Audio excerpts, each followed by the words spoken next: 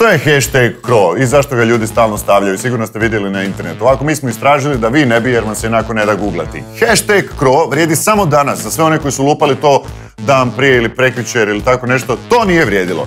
Hashtag Cro vrijedi samo od ponoći 1 minute do 21:30 i reprezentacija sa najviše hashtagova, bilo to na Twitteru, Facebooku ili Instagramu, imat će tu čast da se Eiffelov toranj oboja u njezine boje.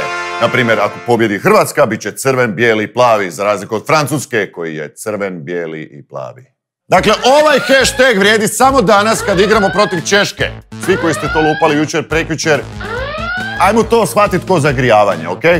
I ako to napravimo, bit ćemo stvarno velike face, ali nimalo ni blizu navijaču koji je uletio u teren da proslavi sam našima gol, poljubio Modrića. Ja mislim da Francuzi nisu bili ni svjesni koliko smo mi ludi, kao ovdje je neka ograda, pa ko će preskočiti, niko nije toliko ludi, onda Hrvatska I nemojte se opustiti, igramo protiv Čeha koji su ludi. Ne znam kako baš igraju nogomet, ali oni su ludi. Nikad ne podcjenjujte narod koji misli da može sa Japankama i bocom vode preći Velebit. Nikad ne podcjenjuj narod koji misli da može otplivat do Hvara, jer to je tu negdje, vidim ga, valjda mogu doplivat do njega. By the way, Perišiću, ovako, vidjeli smo onu tvoju frizuru, di su dalmatinski otoci stari, di je Hvar, di je Pašman, di je Ugljan, di je Cres, di je Krk.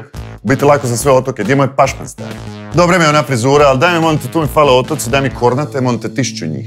A što se tiče čudnih frizura na Euru, imamo i Ronalda koji ima 2 crte ovdje koji su biti simbolika za nešto jako lijepo. On je poklonio dječaku liječenje. S druge strane, Messi ima pehar za najboljeg nogometaša. Mala škola češkog, ovako.